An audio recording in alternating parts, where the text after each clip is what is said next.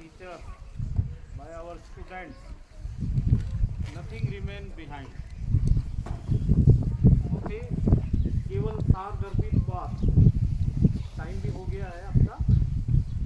फिर अपन कभी चर्चा परिचर्चा प्रेयर सेशन में बात करेंगे। केवल एक ही चीज उन्होंने अंधविश्वास को दूर करने के लिए, और जैसा मैडम ने बताया, self I can do it, स्व की जो अंदर की शक्ति है, अंदर निहित ताकत है, वो स्व में होती है। चाहे वो स्वराज हो, स्वदेशी हो, या स्वयं के बारे में ज्ञान। हम दूसरों का ज्ञान ज़्यादा रखते हैं, हमारा ज्ञान स्वयं का नहीं रख पाते हैं। तो ऐसी स्थिति से स्व की जो धारणा है, परिकल्पना है, उसके बारे में स्वामी दयानंद सरस्वती जी ने फोकस किया था। मैं उनको सैल्यूट करता हूँ। जैसे कबीरदास जी ने कहा था, पत्थर पूजे हरि मिले। आपने सुना ये दोहा? नहीं सुना तो सुन लीजिए। पत्थर पूजे हरि मिले तो मैं पूजूं पहाड़। बड़ा पत्थर चट्टान देखी आपने मथारा बेवा का? ऐसी बड़ी बड़ी चट्टानें नहीं देखी हो तो पोखड़ा साइड कोई गया हो तो उन्होंने देखी होगी। पत्थर पूजे हरि मिले तो मैं पूजूं पहाड़, ताते या तो चक्की बली, गट्टी बली, पीस खाए संसार। कहने का सेंस, मूर्ति पूजा का विरोध कबीरदास जी ने किया था।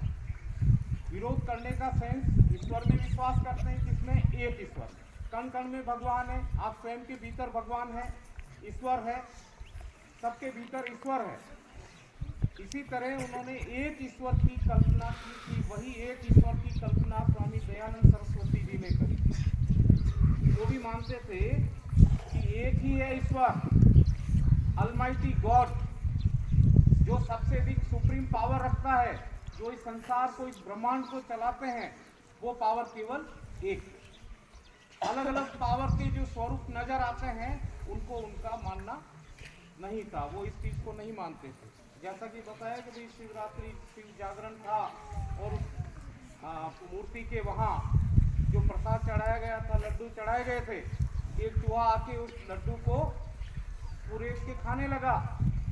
तो स्वामी दयानंद सरस्वती वहाँ विराजमान थे। उन्होंने ये सारी घटना देखी, और देखने के पश्चात उनको लगा कि भाई जो ईश्वर इनके यहाँ सिर पे चूहा घूम रहा है, और जो प्रसाद है वो खा रहा है, और वो ईश्वर अपनी स्वयं की रक्षा नहीं कर सकते, वो मेरी क्या रक्षा करे। इस भाव से उन्होंने मूर्ति पूजा का विरोध शुरू कर लिया। उन्होंने कहा ईश्वर है, एक है। और फिर उन्होंने वेदों की जो ये बाद में जो वेदों का जो ज्ञान था, जिसे हमारी भारतीय संस्कृति विश्व गुरु के उस पर चल रही थी, उसमें डे बाई डे ये अपने लोगों ने टिप्पणी डालते हुए, उसमें और कोई विकृति डालते हुए, उसको जो इसका मूल भाव था उसको खत्म कर दिया। इसलिए उन्होंने कहा कि वेदों की ओर लौटो, रिटर्न टू वेदास। उन्होंने कहा वेद की तरफ लौटो, वेदों की तरफ लौटो।